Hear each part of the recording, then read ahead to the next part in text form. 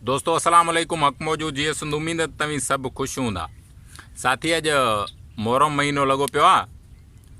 काइनात ते जंहिंजो एहसान हो उन ते दिलि कढे थी त ॿ जुमिला असां पंहिंजे ख़्याल आर वंडियूं था, जंहिंमें ग़लति हुअण जी गुंजाइश हूंदी आहे या असां वटि हूंदी आहे राय। असां को कुल इल्मु काइनात जो न आहियूं।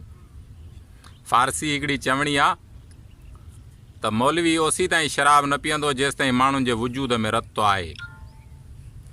बुलादो चवे त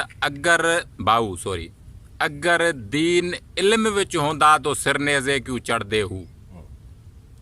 छो जो असां वटि आम ॿुधायो वेंदो आहे त हक़ीक़ी दीन जी ख़बर आहे, आलमनि खे आलमनि खां बिना ॿिए खे दीन जी ख़बर न आहे। भाऊ जो सवाल आहे उन्हनि आलमनि खां त अगरि दीन इल्म विच हूंदा तो सिरनेज़े क्यों चढ़दे हू। आम ॻाल्हि आहे, सभिनी इहे ॿुधल हूंदी। अलाए केतिरनि मौलवियुनि फ़तवा ॾिनी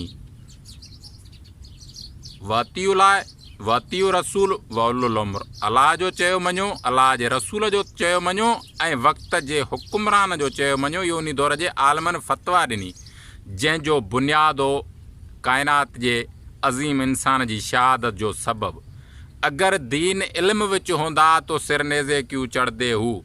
भला जे मञे हो बैत रसूली तो पाणी बंदि क्यों करदे हू। हुनजी त भई जेको बि हुनखे मञींदो उहो त चओ पंहिंजी अथसि हुनजी चवणी त कुतो बि कंहिंजो उन ते न मरे, उन खे ॾिसो त पाणी ॾियो। जेकॾहिं तव्हां कलमो बि भरियो था उन जे दीन ते, भला जे मञे हो बैत रसूली तो पाणी बंदि क्यों करदे हू। उसी दर्दा मुलाइज़ा हूंदा तो तंबू खीमे क्यों सड़दे हू। इहा त ख़बर आहे न त ख़ानदान उन्ही जो आहे, हीअ औलाद उन्ही जी आहे। सचा आशिकूं ई को आखी बाहू जेके सिरदी कुर्बानी करदे हू। असांजे शहर में हिकिड़ो भरिसां काफ़िला, हाणे मुहर्रम जो महीनो आहे, सभिनी बाज़ारुनि मां काफ़िला टपंदा आहिनि। हिकिड़ो काफ़िलो हिकिड़ी बाज़ार मां टपियो पियो, या हुसैन जूं सदाऊं। भरिसां नमाज़ जो टाइम हो, मौलवी नमाज़ पे पढ़ी,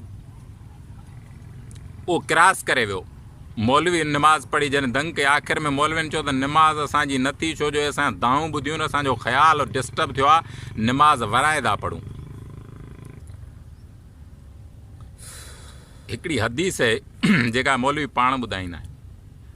हदीस हीअ आहे, काइनात दो जान मस्जिद में नमाज़ पे पढ़ी, हुसैन साईं आयो, जॾहिं सजदे में वियो त हुनजे पुठनि ते कंध ते चढ़ी वेही रहियो। आम हदीस आहे, तव्हां सभिनि ताईं पहुतल हूंदी।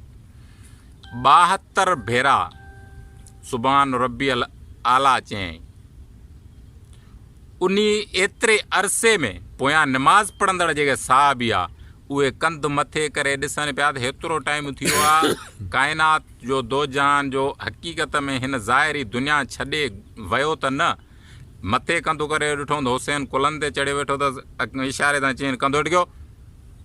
ॿार हो ठक सजदे में, जॾहिं 72 दफ़ा खां पोइ हुसैन साईं हुज़ूर साईं जे कुलनि तां लथो हेठि। हुज़ूर साईं नमाज़ पढ़ी, दंग कई, सलाम वराए जॾहिं वेठो, साहिबनु आहे सॼी माजरा आॾो रखियसि। साईं असां सां हीअं थियो, असां चयोसीं त तूं जान छॾे वहीं, एतिरो टाइम लॻो, ॾिठोसीं त हुसैन तुंहिंजे कुलनि ते चढ़े वेठो। इहा असांजी नमाज़ थी या न? हुज़ूर साईं चवनि तव्हांजी नमाज़ थी। जेको ॿार वांगुर सां चए कंधु हेठि कर, उन जी नमाज़ थिए। अॼु जो मौलवी चवे थो असां हुसैन जो नालो था ॿुधूं त असांजी नमाज़ नथी थिए।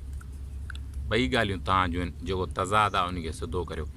काइनात में हुसैन असां मज़लूम माण्हुनि जे बदिरां हिकु एतिजाज रिकॉर्ड कराइण जो तरीक़ो ॾसियो। काइनात में वॾा ज़ुल्म, वॾियूं शहादतियूं, वॾियूं कुर्बानियूं दुनिया में हज़ारनि इंसाननि ॾिनियूं आहिनि। अलाए केतिरियूं तारीख़ूं भरी पियूं आहिनि। स्पार्टेक्स जहिड़ा 10-10 हज़ार ग़ुलाम, जिन खे वक़्त जे हुकुमराननि पंहिंजे बादशाही जे गेट खां वठी शहरनि ताईं रस्तनि जे ॿिन्ही पासनि लकड़नि में जीअरनि माण्हुनि खे कोका आया त कांव अखियूं कढी खाई वञनि। अहिड़ियूं कुर्बानियूं दुनिया जे अलाए केतिरनि इंसाननि जूं आहिनि, पर हीअ कुर्बानी दुनिया जे मज़लूमनि तरफ़ां अज़ीम एहतजाज हो। सभु कुझु हलियो वञो, कमिटमेंट तां न आहे लहणो, जेका हक़ीक़ी कमिटमेंट आहे। आख़िरी बैत लतीफ़ साईं जे सां तव्हां को इजाज़त वठंदासीं, वक़्त ऐं हालतुनि साथ ॾिनो त पिया ॻाल्हाईंदासूं। लतीफ़ साईं थो चवे त अंधा ऊंधा वेज खल कुॼाड़ो खाईं, अंधा ऊंधा वेज खल कुॼाड़ो खाईं, असां ॾुखी ॾील में तूं प्यारी पेज, सूरी जनी सेज मरण तनी मुशाहिदो हक़ मौजूद।